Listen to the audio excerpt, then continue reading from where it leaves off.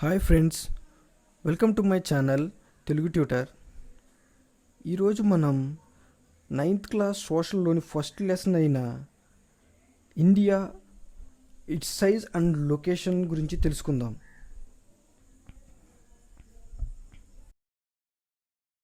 India is one of the ancient civilisations in the world. It has achieved multifaceted socio-economic progress during the last 5 decades. It has moved forward, displaying remarkable progress in the field of agriculture, industry, technology, and overall economic development. India has also contributed significantly to the making of world history. అంటే ప్రపంచంలోని ప్రాచీన నాగరికతలలో భారతదేశం కూడా ఒకటి. భారతదేశం last 5 decades అంటే గడిచిన 50 సంవత్సరాలలో సోషల్ ఎకానమీ పరంగా ఎంతో అభివృద్ధి సాధించింది. అగ్రికల్చర్, ఇండస్ట్రీ, టెక్నాలజీ వంటి వాటిలో కూడా ఎంతో అభివృద్ధి సాధించింది. అలాగే వరల్డ్లో గుర్తించదగిన స్థానాన్ని సాధించింది.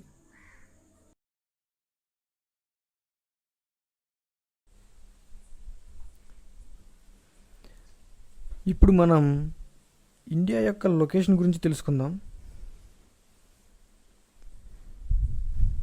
India is a vast country lying entirely in the northern hemisphere. The main land extends between latitudes 8 degrees 4 minutes north and 37 degrees 6 minutes north, and longitudes of 68 degrees 7 minutes east and 97 degrees 25 minutes east. India అనేది విశాలమైన లేదా పెద్ద భూభాగం కలిగిన దేశం. ఇక్కడ map చూస్తే equator భూమిని 2 equal halves, northern hemisphere, southern హెమిస్ఫియర్గా డివైడ్ చేస్తుంది. అలాగే గ్రీన్విచ్ మెరిడియన్ వెర్టికల్గా 2 equal halves, western hemisphere, eastern హెమిస్ఫియర్గా డివైడ్ చేస్తుంది. అలా చూసుకుంటే ఇండియా అనేది పూర్తిగా నార్దర్న్ హెమిస్ఫియర్లో ఉంటుంది. ఇండియా 8 degrees 4 minutes నార్త్ నుండి 37 degrees 6 minutes నార్త్కు, అలాగే లాంగిట్యూడ్స్లో 68 degrees 7 minutes ఈస్ట్ నుండి 97 degrees 25 minutes ఈస్ట్ వరకు ఎక్స్టెండ్ అయి ఉంటుంది. 23 degrees 30 minutes latitude, the tropic of cancer మన భారతదేశాన్ని 2 ఈక్వల్ పార్ట్స్గా డివైడ్ చేస్తుంది. ఈ ట్రాపిక్ ఆఫ్ క్యాన్సర్ మన దేశంలో ఏ స్టేట్స్ని టచ్ చేస్తుందో చూద్దాం. First Gujarat, Rajasthan, Madhya Pradesh, Chhattisgarh, Jharkhand, west Bengal, Tripura and మిజోరాంలో ఈ ట్రాపిక్ ఆఫ్ క్యాన్సర్ పాస్ అవుతుంది. ఇండియాకి సౌత్ ఈస్ట్లో అంటే బే ఆఫ్ బెంగాల్లో అండమాన్ అండ్ నికోబార్ ఐలాండ్స్, అదే సౌత్ వెస్ట్లో అంటే అరేబియన్ సీ వైపు చూస్తే లక్షద్వీప్, అలాగే మాల్దీవ్ ఐలాండ్స్. ఇప్పుడు ఒక ఇంపార్టెంట్ పాయింట్ చూద్దాం. డూ యూ నో, మీకు తెలుసా, the southern most point of the Indian union, Indira point, got submerged under the sea water in 2004 during the tsunami.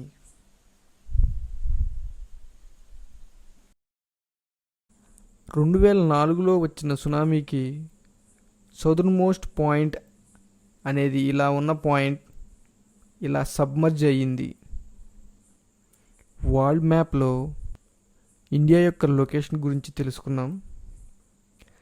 Next India యొక్క సైజ్ గురించి తెలుసుకుందాం. ఇక్కడ చూపించిన పిక్చర్ని చూస్తే ఇండియా 3.28 మిలియన్ స్క్వేర్ కిలోమీటర్స్తో ల్యాండ్ మాస్ పరంగా 7th ప్లేస్లో ఉంది. అలాగే ప్రపంచ భూభాగంలో మన వాటా 2.4%. ఈ ఫిగర్ని చూస్తే మొదటి స్థానంలో 17.09 మిలియన్ స్క్వేర్ కిలోమీటర్స్తో రష్యా మొదటి స్థానంలో ఉంది. తర్వాతి స్థానంలో కెనడా దాదాపు రష్యా కంటే సగం 9.98 మిలియన్ స్క్వేర్ కిలోమీటర్స్తో సెకండ్ ప్లేస్లో. ఆ తర్వాత యుఎస్ఏ, చైనా, బ్రెజిల్, ఆస్ట్రేలియా ఉన్నాయి. అయితే పాపులేషన్లో మాత్రం అందరికంటే ముందున్నాం.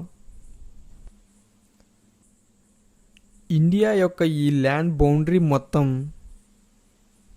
15,200 కిలోమీటర్లు. అదే ఇండియా యొక్క కోస్ట్ లైన్ లెంత్ చూస్తే ఇక్కడ బ్లూ లైన్తో చూపించినది Coast line, including Lakshadweep, Andaman and Nicobar islands కలిపి 7,516.6 kilometers. India is bounded by the Yangtze Mountains in the northwest, the north and northeast.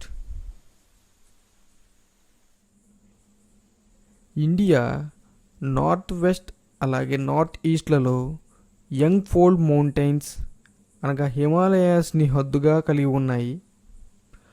Fold mountains అంటే ముడత పడిన పర్వతాలు. ఈ ముడత పర్వతాలు టెక్టానిక్ ప్లేట్స్ కొలైడ్ అయినప్పుడు ఆ ప్రదేశం కంప్రెషన్కు గురి అవ్వడం వల్ల ఈ ఫోల్డ్ మౌంటైన్స్ ఫామ్ అయ్యాయి. అదే మన హిమాలయాస్ ఫామ్ అయ్యాయి. అక్కడి నుండి సౌత్గా వస్తే 22 degrees నార్త్ లాటిట్యూడ్ దగ్గర నుండి ఇండియా టేపర్ అవడం జరుగుతుంది. టేపర్ అంటే ఇలా వెళ్ళే కొద్దికి ఈ డిస్టెన్స్ తగ్గిపోతూ ఉంటుంది.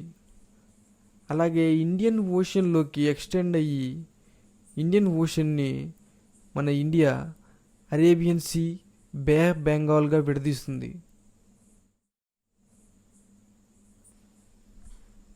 ఇక్కడ ఇండియా మ్యాప్ చూస్తే longitudinal extent 68 degrees to 97 degrees అంటే 30 degreesగా ఉంది. అలాగే లాంగిట్యూడినల్ ఎక్స్టెంట్ చూస్తే 8 degrees to 37 degrees, ఇది కూడా ఇంచుమించు 30 degreesగా ఉంది. అయితే నార్త్ టు సౌత్ డిస్టెన్స్ చూస్తే 3,214 kilometersగా ఉంది. వెస్ట్ టు ఈస్ట్ డిస్టెన్స్ చూస్తే 2,933 kilometersగా ఉంది. ఇండియా లాటిట్యూడ్స్ అండ్ లాంగిట్యూడ్స్ పరంగా 30 degreesలో ఉంది. కానీ వెస్ట్ టు ఈస్ట్ డిస్టెన్స్ తక్కువగా ఉండడానికి గల కారణం ఇక్కడ మ్యాప్ చూస్తే ఇండియా నార్దర్న్ హెమిస్ఫియర్లో ఉంది. ఇలా ఈక్వేటర్ నుండి నార్త్ పోల్కి వెళ్ళే కొద్దీ ఈ లాంగిట్యూడినల్ డిస్టెన్స్ తగ్గిపోవడం గమనిస్తాం. సో అందువల్ల 30 degrees గ్యాపే అయినా కానీ డిస్టెన్స్లో మాత్రం డిఫరెన్స్ని గమనిస్తాం. ఎర్త్ తన చుట్టూ తాను వెస్ట్ నుండి ఈస్ట్ డైరెక్షన్లో తిరుగుతుంది. ఎర్త్కి ప్రతి 15 degrees లాంగిట్యూడ్ రొటేషన్కి 1 hour పడుతుంది. అలా చూస్తే గుజరాత్ నుండి అరుణాచల్ ప్రదేశ్కి మధ్య ఈ లాంగిట్యూడల్ గ్యాప్ 30 degreesగా ఉంది. సో అరుణాచల్ ప్రదేశ్కి గుజరాత్కి 2 గంటల సమయం డిఫరెన్స్ ఉంటుంది. అంటే అరుణాచల్ ప్రదేశ్లో సమయం మధ్యాహ్నం 3 గంటలైతే గుజరాత్లో మధ్యాహ్నం 1 గంటగా ఉంటుంది. ఇలా డిఫరెన్స్ లేకుండా ఇండియా మొత్తం ఒకే సమయం ఉండటం కోసం 82 degrees 30 minutes ఈస్ట్ను స్టాండర్డ్ మెరిడియన్గా తీసుకోవడం జరిగింది. ఇది ఉత్తరప్రదేశ్లోని మీర్జాపూర్ గుండా పాస్ అవుతుంది. ఈ సమయాన్నే ఇండియా మొత్తం ఫాలో అవుతుంది. ఫర్ ఎగ్జాంపుల్, అరుణాచల్ ప్రదేశ్లో సమయం 6 గంటలకు సన్సెట్ అవుతుంటే అదే 6 గంటలకు గుజరాత్లో ఎండ ప్రభావం ఎక్కువగా ఉంటుంది. అయితే సౌత్ నుండి నార్త్ లాటిట్యూడ్స్ మార్పు కూడా రాత్రి పగలులో తేడా కనిపిస్తుంది. India and the world. Indian land mass అనేది ఈస్ట్ ఏషియాకి వెస్ట్ ఏషియాకి సెంట్రల్ లొకేషన్లో ఉండటం, ఏషియా కాంటినెంట్కి సౌత్ ఎక్స్టెన్షన్లో ఉండటం వల్ల ట్రేడింగ్ రూట్ లాగా, పొలిటికల్గా, మిలిటరీ పరంగా చాలా ఇంపార్టెన్స్ కలిగి ఉంది. అందువల్ల వెస్ట్ ఏషియా నుండి ఆఫ్రికా, యూరోప్, అలాగే ఈస్ట్ ఏషియన్ కంట్రీస్తో మంచి సంబంధాలు కలిగి ఉంది. అలాగే సౌత్ ఏషియన్ కంట్రీస్లో అత్యధిక సముద్ర తీరం కలిగిన దేశం కూడా ఇండియానే. Do you know, since the opening of the Suez canal in 1869, India's distance from Europe has been reduced by 7,000 kilometers. 1869లో Suez కెనాల్ను ఆర్టిఫిషియల్గా తవ్వారు. ఈ సూయజ్ కెనాల్ని తవ్వడం వల్ల చూస్తే యూరోప్ నుండి ఇండియాకు సముద్ర మార్గం 7,000 kilometers వరకు తగ్గింది. సూయజ్ కెనాల్ తవ్వకం ముందు ఇలా ఆఫ్రికా మీదుగా వచ్చేవారు. ఏన్షియంట్ టైమ్స్ నుండి, అంటే ప్రాచీన కాలం నుండి భారతదేశంతో బయటి ప్రపంచాలు ల్యాండ్ రూట్స్ ద్వారా మంచి రిలేషన్షిప్స్ కలిగి ఉన్నాయి. అయితే ల్యాండ్ రూట్స్ అనేవి సీ రూట్స్ కంటే ప్రాచీనమైనవి. అంటే సీ రూట్స్ కొంచెం లేట్గా తెలుసుకున్నారు. నార్త్లోని మౌంటైన్స్, అంటే హిమాలయాల మధ్య ఉన్న దారులు ఏన్షియంట్ ట్రావెలర్స్కు ఇండియా చేరుకునేలా చేస్తే, సముద్ర మార్గాలు మాత్రం ఇండియాని చేరుకోవడం ట్రావెలర్స్కి కష్టతరంగా చేశాయి. ఏన్షియంట్ టైమ్స్లో ఈ రూట్స్ అనేవి ఐడియాస్, అలాగే కమోడిటీస్, అంటే వస్తువులు ఎక్స్చేంజ్ చేసుకోవడానికి ఉపయోగపడ్డాయి. అలాగే Upanishads, Ramayana, stories of Panchatantra, the Indian numeral and decimal system మొదలైనటువంటి సబ్జెక్ట్స్ మీద ఐడియాస్ అనేవి ప్రపంచంతో షేర్ చేసుకోవడానికి ఈ రూట్స్ ఉపయోగపడినాయి. ఈ routes different kinds of spices, muslin అనేది కాటన్తో తయారైన ఫైనెస్ట్ క్వాలిటీ క్లాత్ మొదలైనవి మిగతా ప్రపంచంతో ట్రేడ్ చేయడానికి ఉపయోగపడ్డాయి.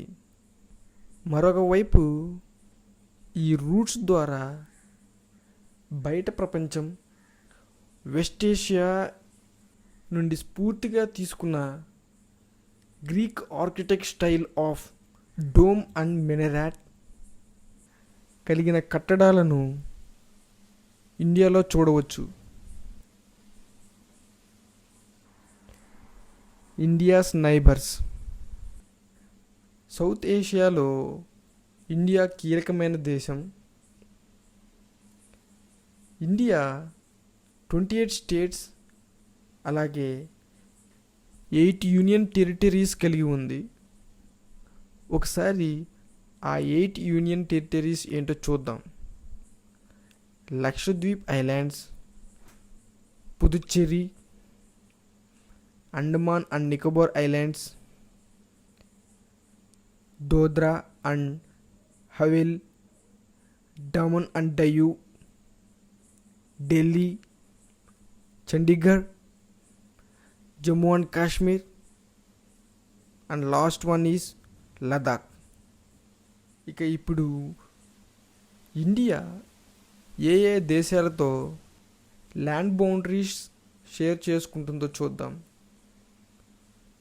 నార్త్ వెస్ట్లో పాకిస్తాన్, ఆఫ్ఘనిస్తాన్, అలాగే నార్త్కి వస్తే చైనా, టిబెట్, నేపాల్, భూటాన్తో, ఈస్ట్ సైడ్కి వస్తే మయన్మార్ అండ్ బంగ్లాదేశ్తో బౌండరీస్ షేర్ చేసుకుంటుంది. దగ్గరలో సౌత్ సైడ్లో అయితే ఐలాండ్ కంట్రీస్ అయిన శ్రీలంక, అలాగే మాల్దీవ్స్ దగ్గరగా ఉండే ఐలాండ్స్ ఉన్నాయి. శ్రీలంక మనకు చాలా సన్నటి సముద్రం, Palk strait and gulf of మన్నార్తో సెపరేట్ చేయబడి ఉంటుంది.